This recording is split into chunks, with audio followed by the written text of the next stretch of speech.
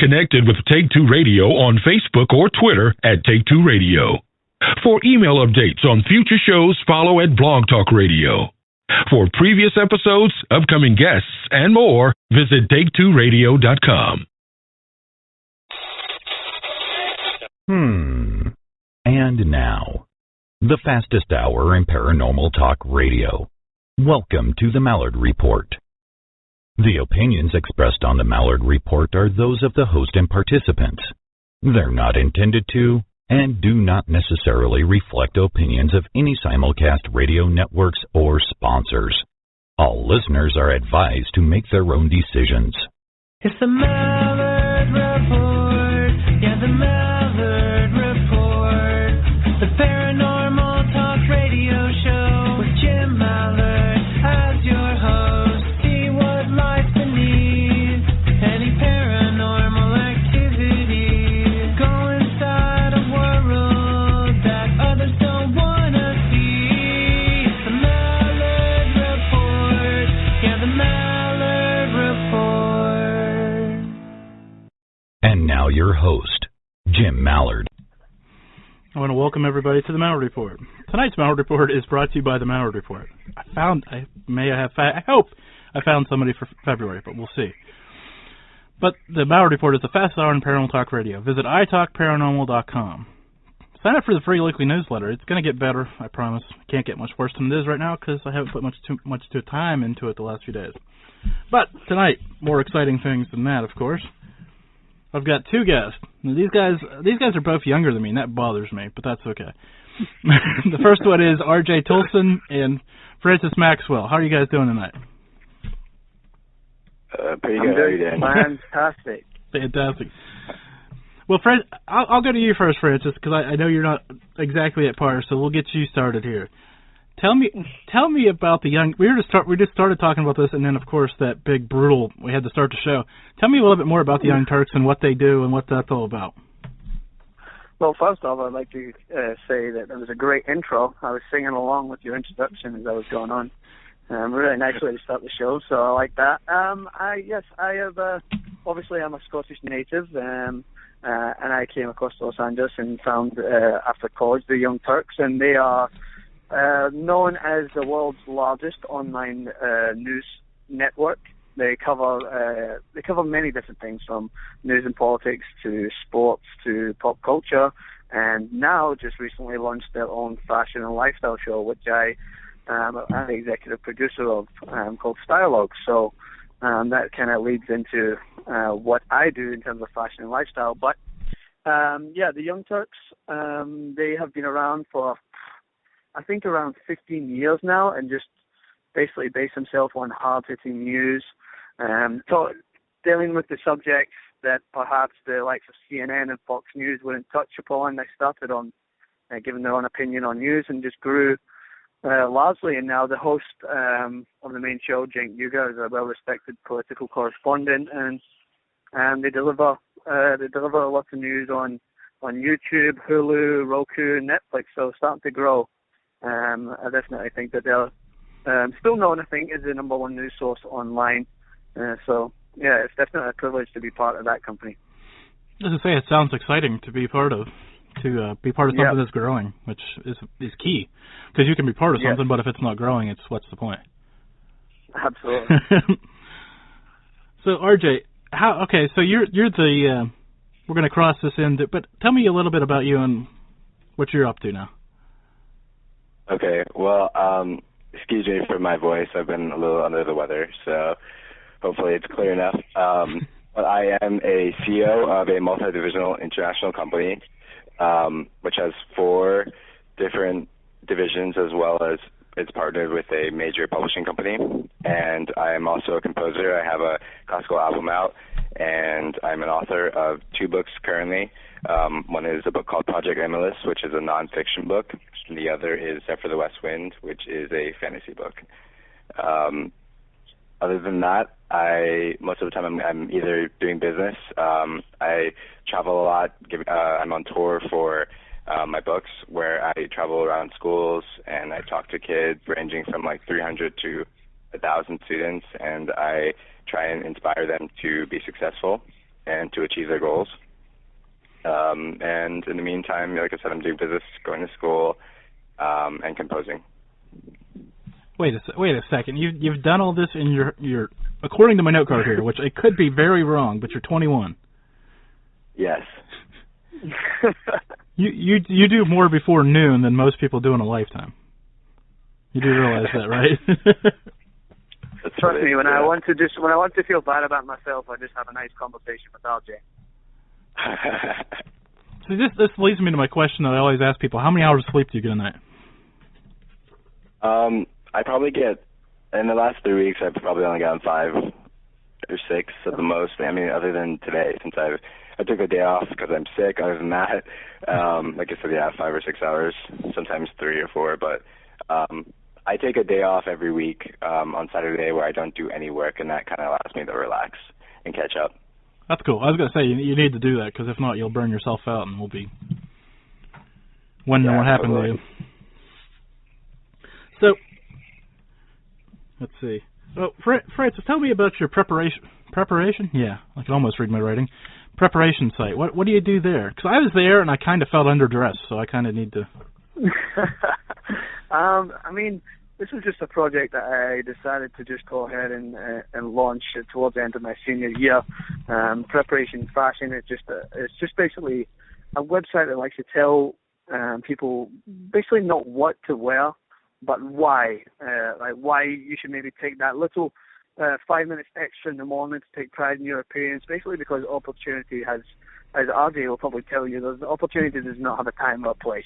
Opportunity comes when it comes, and if you're not ready for it, then sometimes it passes you by. So I believe that things in this world are happening for a reason, and if you're, it's funny as it sounds, but if you're well-dressed and you feel good about yourself, you can embrace these opportunities and take them head on. And that doesn't mean that you walk around in a tuxedo every day, and don't get me wrong, you need to change it up sometimes, but even in college, I would like to go out with maybe a collared shirt on, if I was wearing shorts or a polo shirt, just so I felt that I was well prepared to kind of take the day head on and just kind of share my experiences of whatever obstacles I faced. As long as I felt good about myself, it just made it that little bit easier, and I wanted to share that, so that's where I started Preparation Fashion. Makes sense to me, so I should probably get rid of the old dirty ball cap then? That's the reaction I get from a lot of people. They feel like when they talk to me about it, that they immediately need to kind of check what they're wearing whilst I'm telling them about it. It's funny. I'll never forget the first time I spoke to my uncle about it. I could literally see him like buttoning up his shirt whilst I was telling him about this. And I'm like, it doesn't mean that you have to adjust your own style. It's just as long as you feel comfortable, confident, and that's all that matters. Oh, come on! You should just tell me I'm a horrible person and just throw it out. And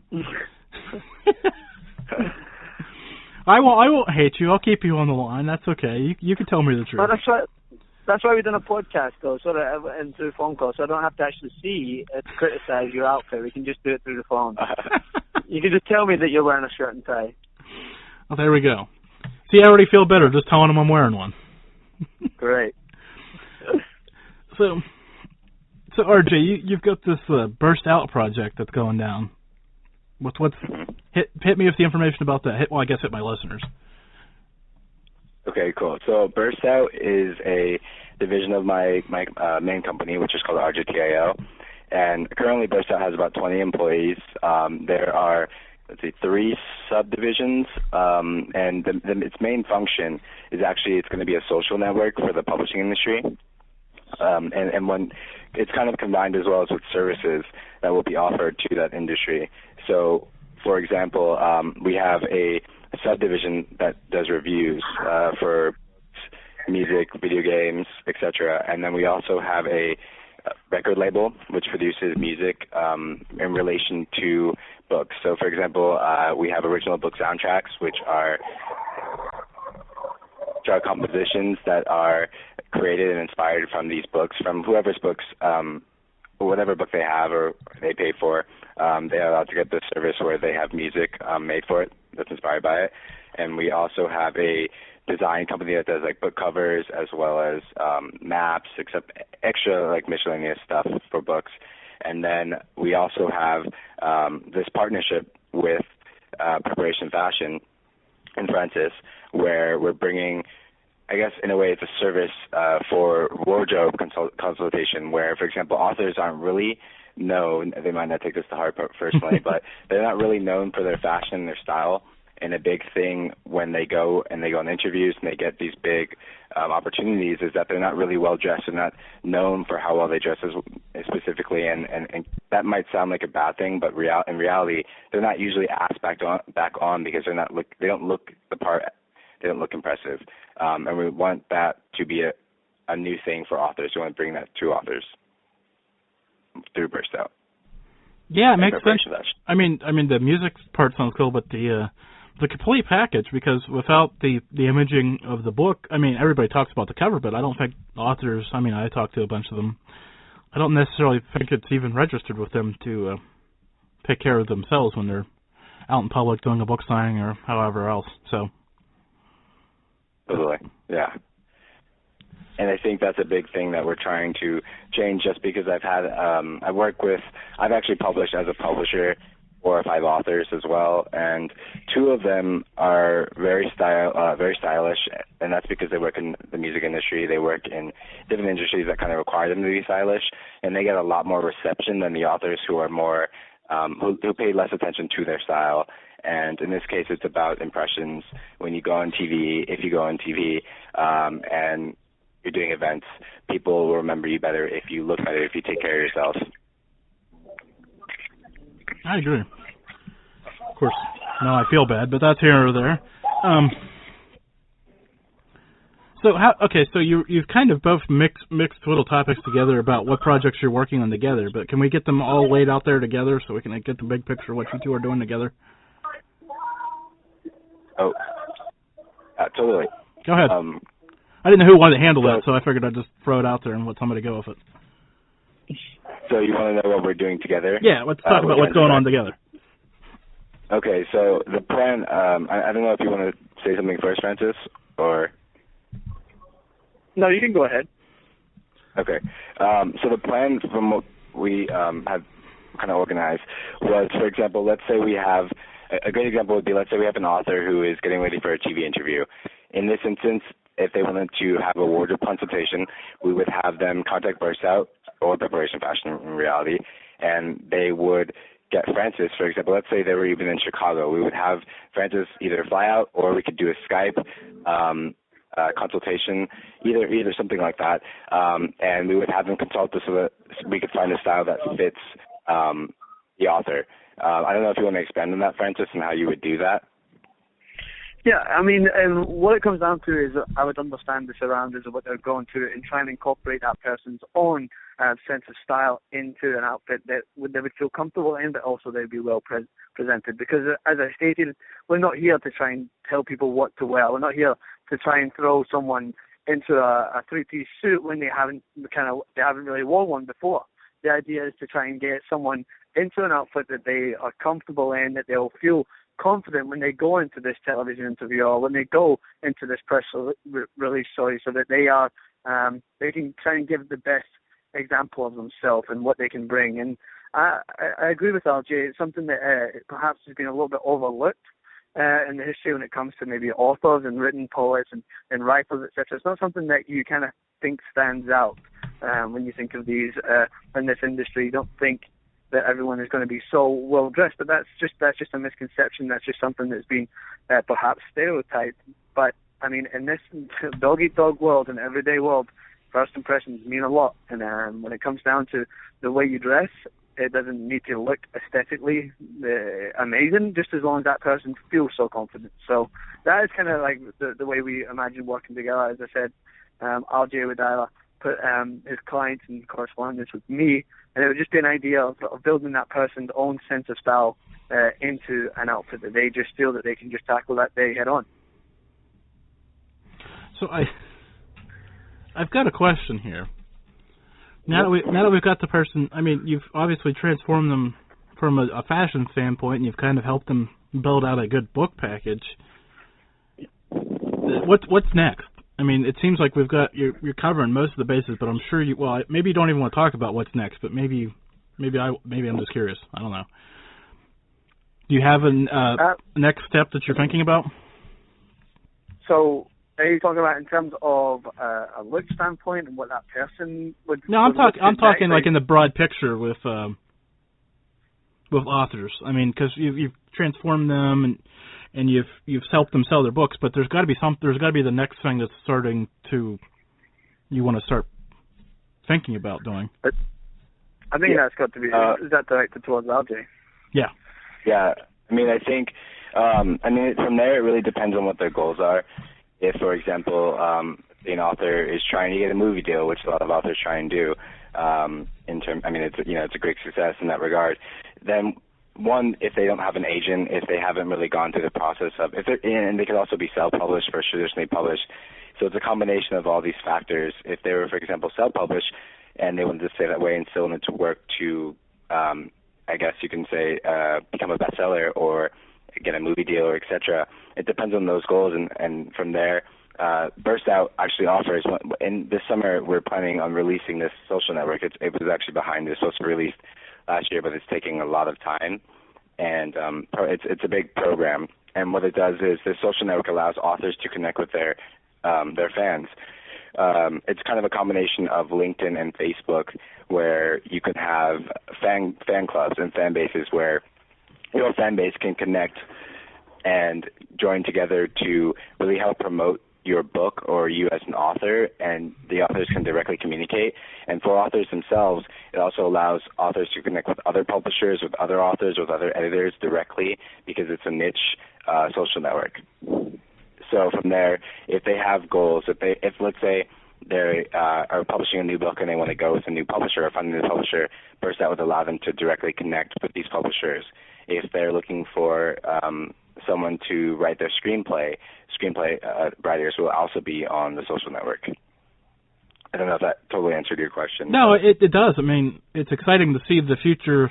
I mean, you guys are a step above anything that I've heard of already with thinking about things, but I've always looking 2 steps ahead, because that's just how I am, because that's just probably gets me more trouble than anything. Maybe it's the time travel thing that I always talk about. Maybe I can. No. So, okay, Francis, we were talking right before we came on air, and you're from Scotland, obviously, because if anybody can't pick up the accent, that's kind of where it's from. Oh, is it that obvious? Is that obvious? Yeah, it's kind of that obvious. At least once you said it, it clicked in my head and said, "Yeah, no joke." But so how do you get from over there to LA? Well, have you got to spare 6 hours? Because that's how long it'll probably take. Well, I've got 45 minutes, but we could probably condense it a little. So it was a kind of strange scenario, but I used to play professional soccer in Scotland for 2 years, lower level, and then from there I got my contract revoked. Maybe I think just 3 or 4 weeks shy of my 20th birthday, and then from there I just kind of was looking into different options. I knew that I didn't want to stay in Scotland. I wanted to kind of expand and see where I could head out to, and I was just looking throughout U.S. colleges because I wanted to study more. And then for some reason, I got a call from the Whittier College coach, because he was friends from my old coach in Scotland. He was actually from England, and he said that he would like to recruit me to Whittier College. I had no idea where Whittier was or what Whittier was. I just seen Los Angeles, and straight away, like any naive Scot or any naive British person, they just think Hollywood, and they think it's superstars. So I was sold as soon as they told me that, and as soon as I seen pictures of palm trees. That was me. I was on the plane just after, I think it's 2010. Yep, 2010, and then 4 years at Whittier College, and I'd have to say it's been the best 4 years of my life. How long is that plane flight? It's 11 hours. 11 hours from 11 hours going from LAX airport to Heathrow, and then it's another hour separate flight from Heathrow to Glasgow, where I'm from. So it's pretty much a journey. Yeah, I was going to say that. I can't imagine. I'd be. I think the title of The Hobbit was based on that flight.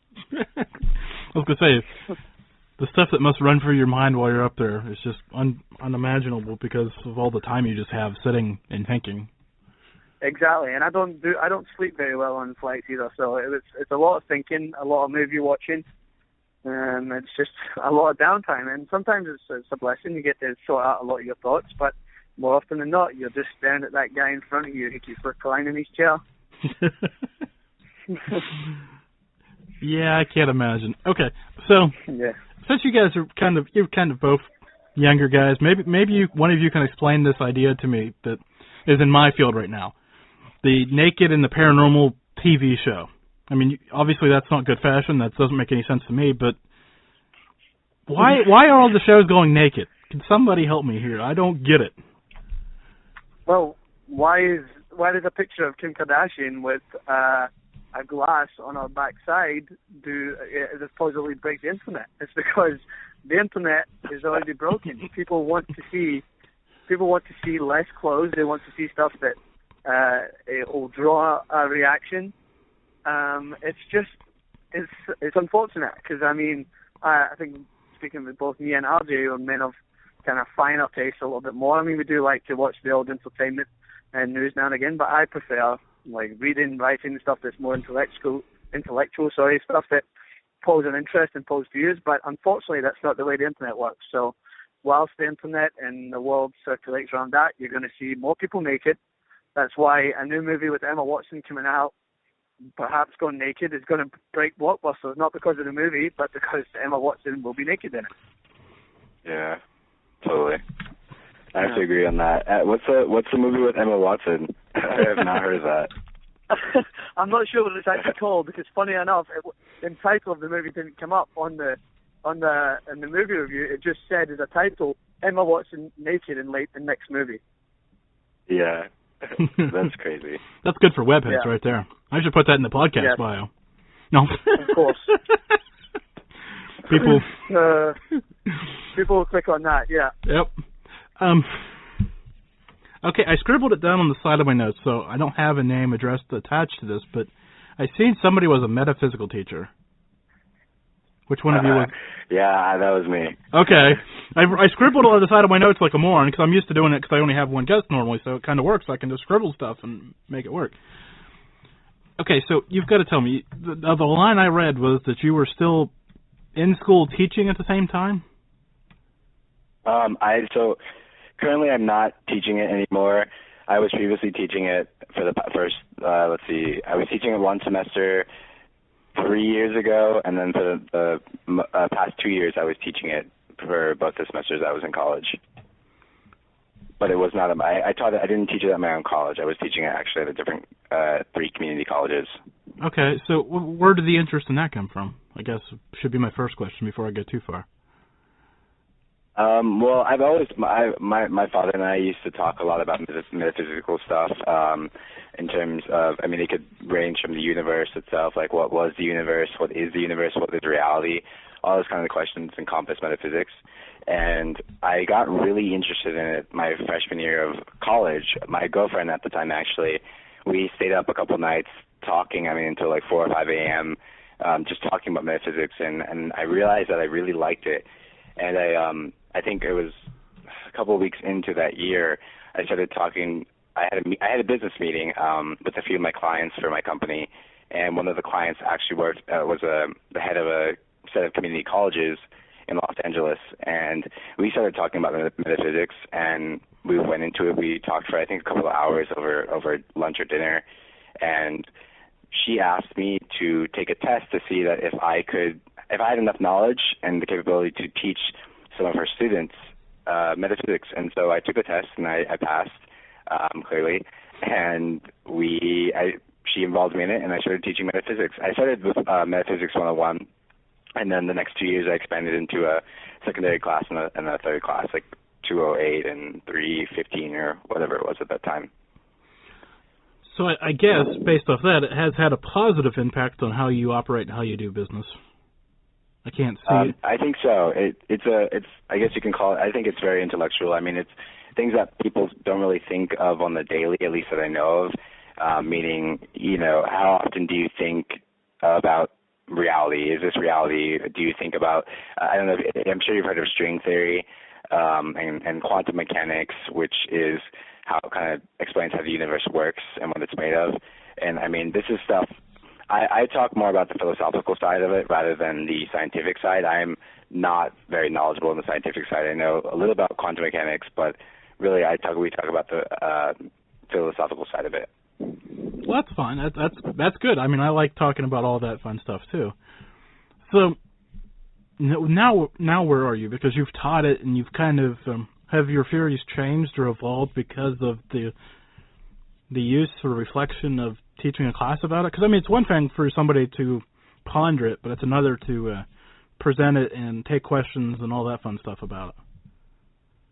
Yeah, I mean, I can even the class was really broken down into 4 sections. The topics were like features of the world, which involved essentially talking about religion, so God, fate, free will, and kind of the universal aspect of that. So all gods, all fate, all religion, the ideas of it. The second was reality, which we talked about existence. What does it mean to be here, to be alive, to be dead, etc.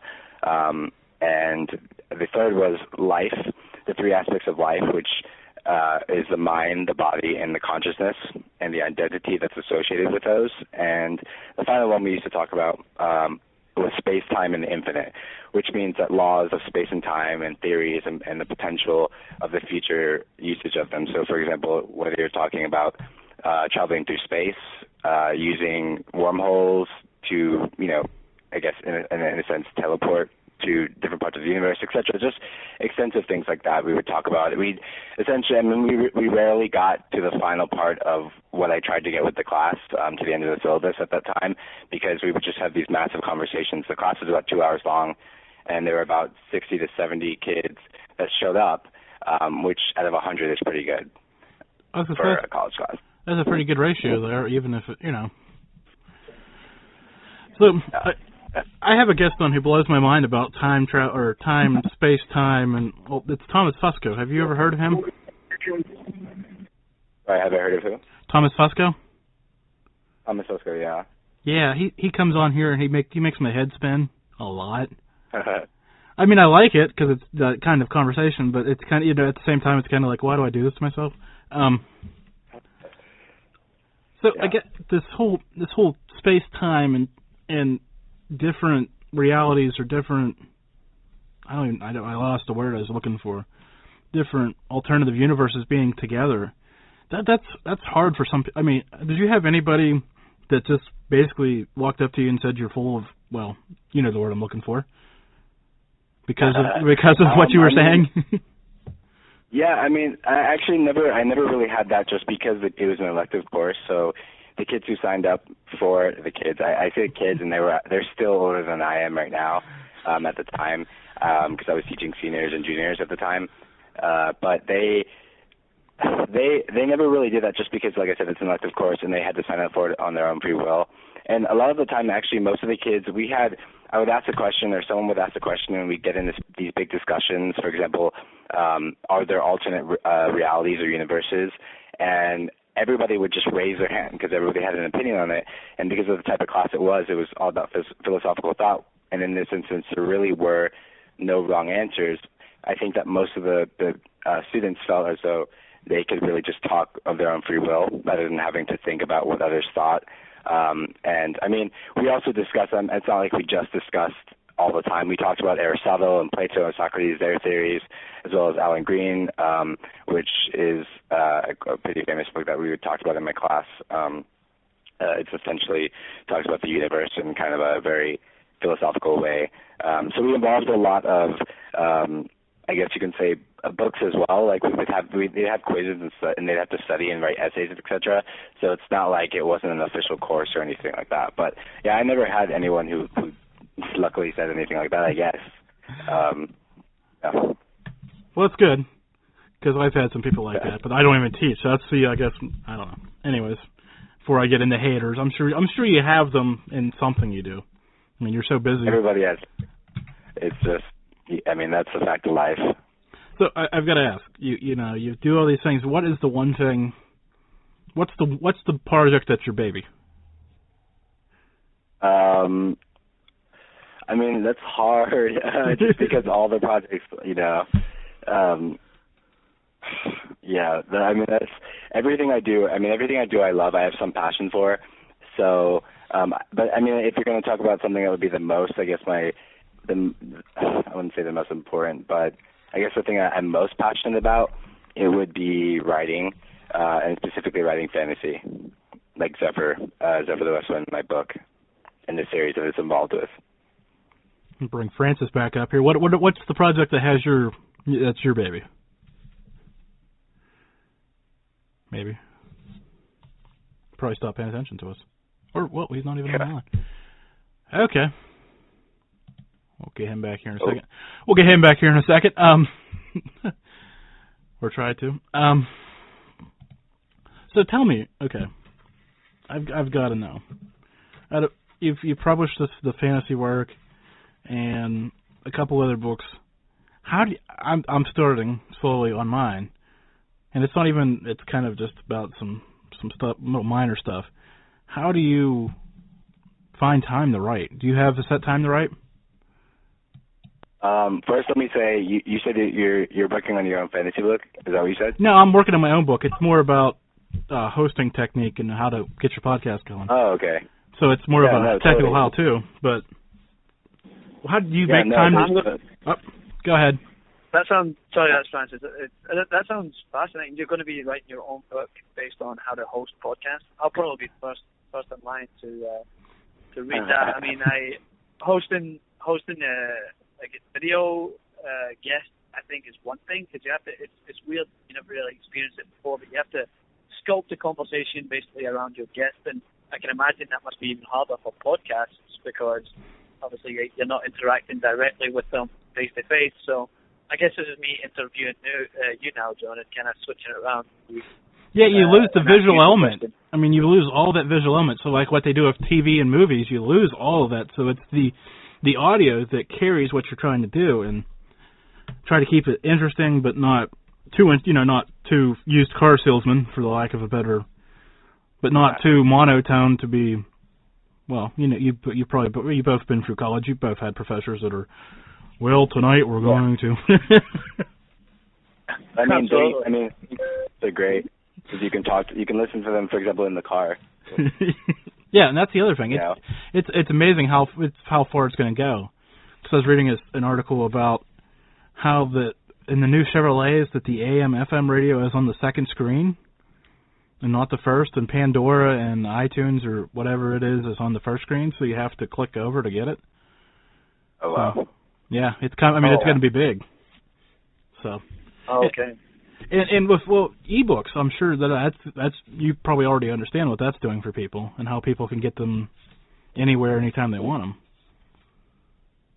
Yeah, ebooks. I mean, I think ebooks are a great invention, and it's kind of at the moment they are the future, as well as audiobooks. Audiobooks have been around, forever, but they're actually, because they're digital now, they're actually really becoming a big thing along with ebooks. People seem to be teaming them together from what I've seen in the industry. We were just talking about podcasting. That makes sense because people can listen to them in their car, and with, it's a little bit of production instead of just reading it. You could probably have quite a audio adventure, I guess, going. Yeah, and I think that's a task for in terms of the person who's representing the book itself, because I know for one I have listened to an audiobook on a flight actually of Harry Potter, and that's a book that holds a big place in my heart. And the narrator done a great job of capturing each individual character and their own perceptions through his voice. So I think that's something that's definitely hard. Yeah, it'd be hard, but a well-produced audiobook would probably sell better than, I don't know, I don't want to say better than an ebook, but probably sell just as well.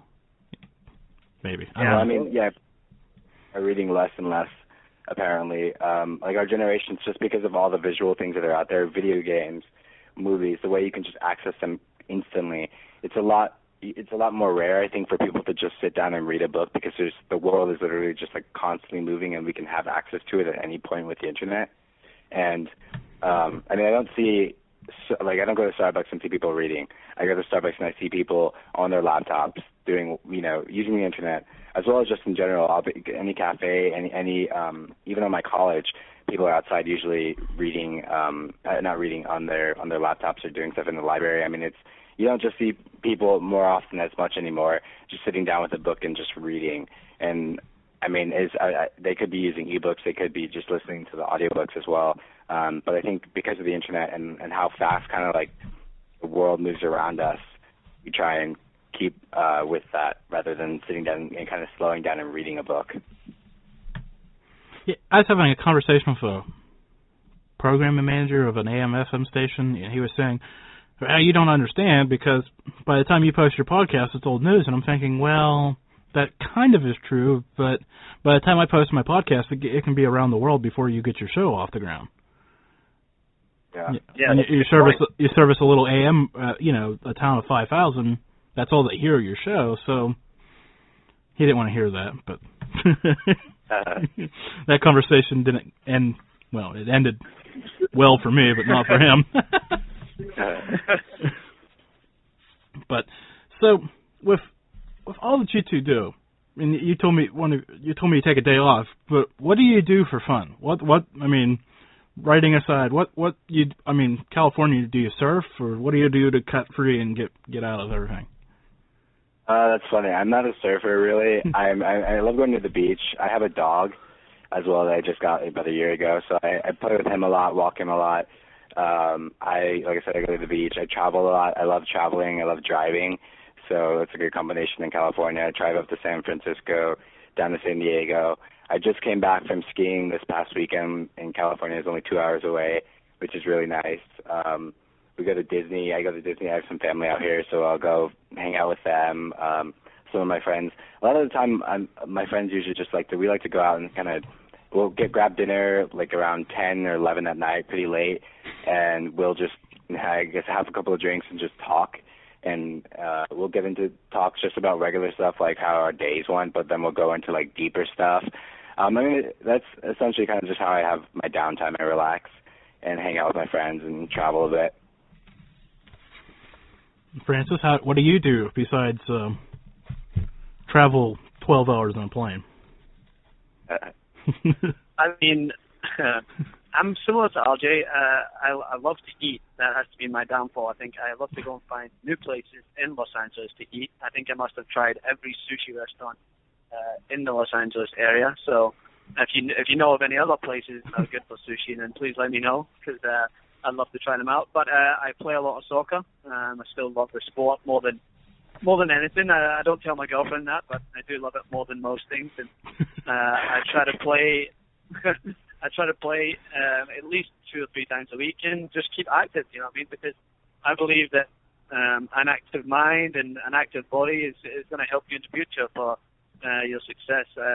So I just try to try new things. I think I'm scheduled to go rowing in a couple of weeks, so I'm going to try that out and see how it pans out. Man, I can't even imagine. It just looks painful to me. Or I prefer a boat with a motor. I'm not sure which, but you never know until you try it. Okay. Well, let me know how it goes for you. You guys are both younger than me, so I've got to ask, when did you get your first cell phone? Go ahead. Francis, tell me, when did you get your first cell phone?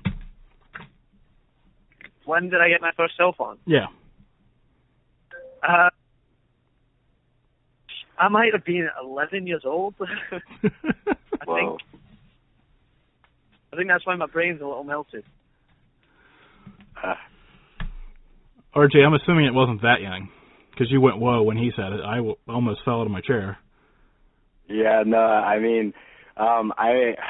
got mine. I actually bought my own cell phone when I was 13. I bought a Razor, and but yeah, no, I was 13. 11. It's only 2-year difference, but that seems pretty.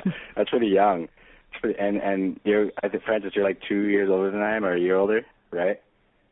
Yeah, I think I'm 2 years older. Yeah, so that's pretty. That's a wow for me. I had friends who had that, but there was one out of all my friends who would have a cell phone before we were 12 or 13.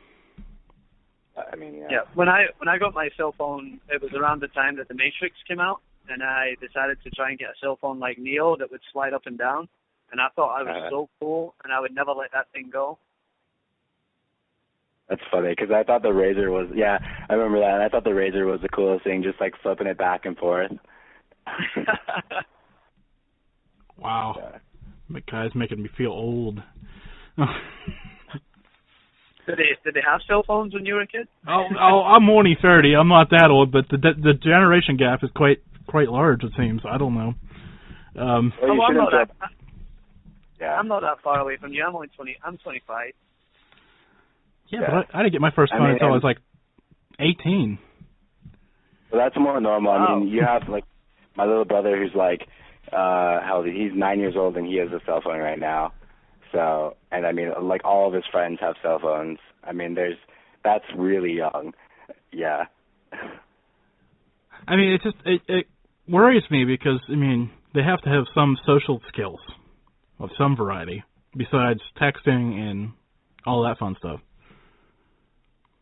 I mean, I mean, I don't know. I don't think they even really use them that much. Like, what really can they be doing? They don't have, like, they're not on Facebook. They could be playing games, but I mean, most of the time kids seem to be, like, busy all day, you know, like with school and then doing whatever they do. I mean, that's how at least I see my little brother and his friends. So, I mean, I think it's, like, useless, but he has one, so. Well, okay, so we were talking about fashion earlier. What about phones and fashion? I mean, it's not necessarily a fashion accessory, but everybody has one. Is there something, even a standard for what people should be doing with them? Should they be, especially when, I mean, obviously in a professional setting, they should probably put them away, but obviously at times it just doesn't matter. People still have them out. Should we be rocking the phone without a case, or how personalized should the case be, I guess, is even my question. Well, I mean, I always believe that my phone is a tool to get in contact with people, so I like to have a case that protects it the best of times. I'm not one of these fancy cases that are to be used just for glamour and to show that you maybe have a nice pink case in the back of your phone. But, I mean, I do believe phones are overused. I believe people exaggerate how much they need their phones. But I believe that our generation has become so reliant on it that if you were to take someone's phone away, then they would become, like, basically shut down. They'd lose all means of communication, which is kind of sad, but at the same time, it's not as much came out as a fashion accessory, it became a life accessory. It's like, I remember I read this great article in the New York Times, and it was, the phone has become part of the body, as much part of the body as the brain and the heart, and it's so true. So, the answer, I mean, fashion accessory, yeah, you can have the latest iPhone, but more often than not, people just need a phone to interact. It's scary. Like I said, I'm worried about it. I mean, it's good for me. I get access to all these people because they have a place they can listen and download from. But on the other hand, it's kind of like, where will my guests come from in 15 years? Because they'll be so used to, robots. Yeah, it's like, okay. So I'm just making sure I have everything out there that I needed to talk about with you guys, right? I got all the big stuff out of the way. Before I thought I did, but I want to make sure that I got everybody a fair chance to promote what they need to promote. Sounds great to me. Yeah, I think so. Sounds good to me too. So you, RJ, you travel around talking about people and having success. What's the first? I mean, give me a little. I don't want to say the first step, but where do people normally get hung up and quit at, or stop trying as hard? I think a lot of people. I guess there's two aspects to that. So when you have, some people are lucky enough to have, like, not in the sense of mentor, but someone who's kind of gone down a similar path, and usually those people can direct the other person who is trying to go down that similar path and trying to work towards it. But what a lot of people find out is that it's a lot of hard work. It's not just, for example, you see this, for example, a glamorous life or something like that, this great life, and that people see that and they don't realize like and they might realize it's a lot of hard work, but they're not really they don't realize how hard it is to actually work towards that. And a lot of people stop at that point. Just even when they find out how much work they have to do when it's all in front of them, a lot of people stop. And that's because I think personally that people haven't really decided on what they really want that's good for them, rather than what they see everybody else wanting, in a sense, or what TV tells them they should want. And I think a lot of people stop kind of get stuck up on that. So it's just overcoming the amount, because it does seem like a lot of work at some points when you're trying to do something. I mean, like writing a book. I mean, when you sit down, oh, it sounds great, and then you sit down to write it, and it's just like, well, then I need a cover and this, and then it needs edited. I mean, you can just obviously moan yourself right out of it too. So, I mean, yeah, so I think for me, like for example, writing my books, I've written the 2 books. Project Novelist is only like 100 pages. Zephyr the West Wind is like 500 or 400 something pages. And writing those 2 books was vastly different. Like it didn't take me very long to write Project Novelist, honestly, but writing Zephyr the West Wind took me like 7 or 8 months. And I was writing every other day, and that took a lot. I mean, at the time, it actually, I guess you can say, it didn't take a lot of effort in terms of sitting down and writing, because it's something I decided I wanted to do, and I'm the type of guy who, when I decide something, I do it. But now I'm writing the 2nd book in this series, which is, I've only got like 250 pages done. It's really difficult being busy and actually trying to sit down and write. It's a lot easier to make excuses and to keep myself from doing it rather than actually sit down and force myself to keep writing, even though I've got a bunch of other stuff to do too. And then, writer's block comes sometimes, and it's just a combination of factors, and you really got to just plow through them. Yeah, it sounds a lot easier than it is, I'm sure. Francis, so when's your book coming out? You've got to have one. I've got one that's supposedly coming out here. Put you right on the spot right here. I mean, I feel like I need to join the book club right now, but I need to join in. But I was actually talking with one of my representatives at the Young Turks, and I am so fascinated by YouTube and how much it is advanced. I mean, it used to just be a means of people to basically broadcast what they wanted to say without being on TV, and now it's becoming this sort of digital universe that people are using as a platform to portray their views, for companies to advertise on. It's becoming so huge. I mean, only recently, the number 1 YouTuber outbid Beyonce and Jay-Z for a house in Los Angeles. I mean, that to me is mind-blowing. So I have studied it in depth for the last 3 or 4 months, and figured out like the in-depth analysis about what content should be provided and what people are looking to see, specifically in sports, because I do a lot of soccer content. And now my the channel I work on, TYT Sports, has dropped the top 10 sports coverage on YouTube in America. And that for me, it wasn't really rocket science. It was just about realizing what people want to see, what is different in the market. And eventually I want to kind of host, maybe not as much like write a book, but I see myself being more visually interactive and helping people with guidance and whether when it comes to broadcasting and portraying a message, how to get that message across to a certain environment, and how to portray yourself. And I think that ties all the way back in to good old preparation fashion where it started off. And I struggle with YouTube because I produce the audio, so there's no real visual, and I know that there has to be a visual, and that's a constant struggle that I go through, and I try to figure out, because I don't think anybody wants to sit here and watch me bob my head and talk for an hour either. Yeah, and it comes down to about giving an audience something that they can't get on mainstream television, maybe on mainstream magazines, because with the podcast, I believe that you are stripped down to your bare bones, and it's your personality and your conversation that will keep that person there, right? I mean, like you can like have the most famous person on a podcast, but people are going to tune into what they're saying because you can't see what they look like, and there's something so raw and somewhat beautiful in that for me that I love to listen to. Like my most famous recording that I love to listen to is Clint Eastwood on a radio talk show, talking about it, directing one of his movies, and you can hear in his voice, like when he's serious, you can hear in his voice when he's joking, you can hear in his voice when he's being moved by a certain actor or an actress that he works for. And I believe that when it comes down to like just straight audio like that, I think it's a gift when you can engage in a conversation and get people so involved, and it really is something special. I to not blab on too much about the audio side of it, but like I just interviewed Muhammad Ali's family 3 or 4 weeks ago about a documentary of Muhammad Ali that came out called I Am Ali, And the whole movie was surrounded by these audio recordings of Ali talking to his kids and talking to his family when they were young, basically recording these voice recordings, because when they grow up, he predicted that he might not be there, he might not be in the right state of mind to talk to them. He wanted them to understand basically what his thought process was at that time, and funnily enough, well, not funnily enough, sadly enough, he obviously had Parkinson's disease. These tape recordings have been used as a means to guide his children now, and when you listen to those recordings, there's something so special about just raw listening to someone's voice, engaging in a conversation. So that's my 2 cents on podcasts, I think. I love hearing it. So you didn't ramble on. I'm excited. I mean, that's got to be cool to get out there and talk to people like that. I mean, it definitely was.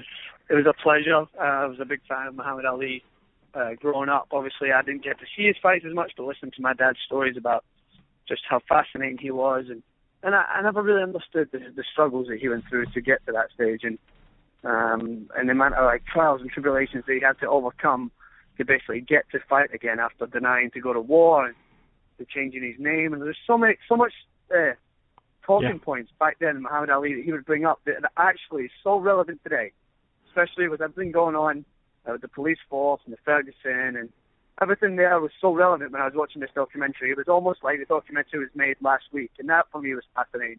And it was great to talk to his family and get their perspective on it. So I've got one more question for you, Francis, and you're going to laugh, but I've got to know. I mean, you do interviews, so who would be the one person that you'd like to sit down with? The one person I'd like to sit down with, it might seem just so cliche, but I'd love to talk to Leonardo DiCaprio, simply because I want to find out what his whole perspective is of the Academy Awards and what he does to get in the mind of a movie role, and basically find out whether he's actually quite upset about the fact that he's not won an Oscar yet.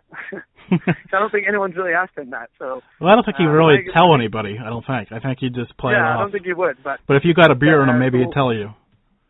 Yeah, so maybe if I just said to him, "This is my one interview. You're the one guy I chose. You need to be fully honest with me." Maybe he'll ease up a little bit.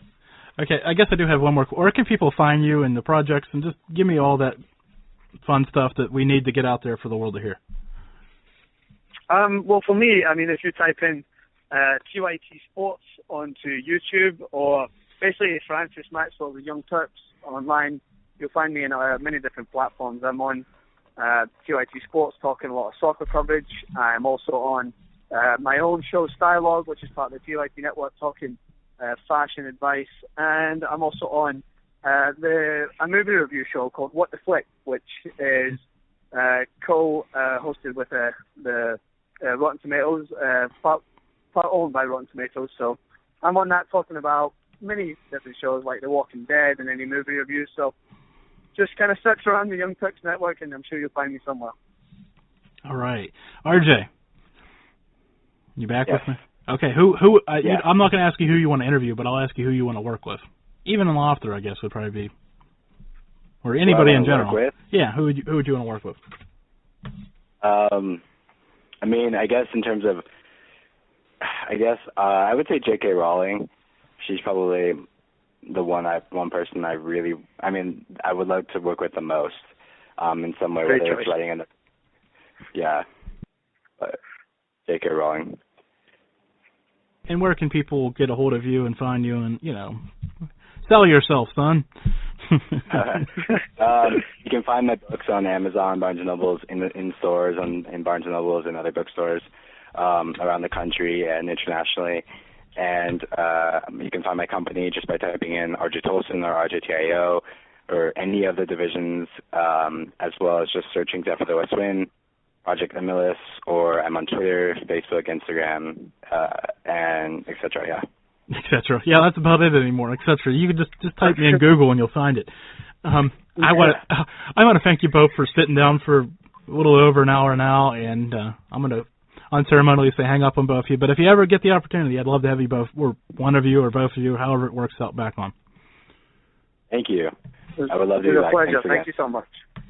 All right, guys. Thank you so much. Thank you. And there we go. interesting, convoluted, fastest hour in paranormal talk radio right there. We got metaphysics in the middle. We got help for authors and fashion, and oh, good grief. That's why this is the fastest hour in paranormal talk radio. I encourage you to visit italkparanormal.com for the free weekly newsletter and all that and much, much more at italkparanormal.com. So before I run out of time tonight, I've got a little debate raging in my head, and I need your help to help me settle it. Facebook versus Twitter. A lot of people still use Facebook. Only problem is engagement levels are just down horribly.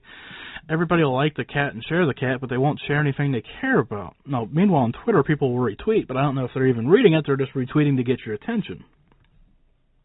I know, convoluted and confusing at best. But it is what it is, which isn't much at this point. And there's Google Plus and LinkedIn and Tozu and there's so many social networks right now. Is it a good thing? Is it a bad thing? It's a mediocre thing. The cream will rise to the top. It seems like Facebook has been that cream, but it's, any given day it'll probably be somebody else, and MySpace will happen to Facebook. And I don't know. It's just kind of funny how it ebbs and flows and evolves and changes. But it is what it is, and here's the other fun thing. If you want to connect, I'm everywhere that I can be, except Instagram. I don't take pictures. I've kind of slacked on the vines. But other than that, Facebook, Twitter, if you have a preference, I love to hear from my people that listen to the program. And you can find me either way at iTalkParanormal, Facebook.com/iTalkParanormal, or at iTalkParanormal on Twitter, or YouTube or Google Plus. Just type in the Malliard Report or Talking Paranormal, and I'll probably show up there. It's fun to hear from people, connect with people in different range of topics, and see what they're all about, and see what we can talk about that will interest them. So, man, I'm just blown away. That's it, I think. Now I got a couple more seconds. Okay. So visit italkparanormal.com. Before we flip that on-air sign to the off position, a quick reminder. For all things about the report, previews, and reviews, go to italkparanormal.com. That's italkparanormal.com. Good night. It's the Paranormal Show. The fastest hour in paranormal talk radio. The Paranormal Show. The fastest hour in paranormal talk radio. Brought to you by the Malliard Report. Visit TMR247.com to hear more. Get connected with Take Two Radio on Facebook or Twitter at Take Two Radio. For email updates on future shows, follow at Blog Talk Radio. For previous episodes, upcoming guests, and more, visit take2radio.com.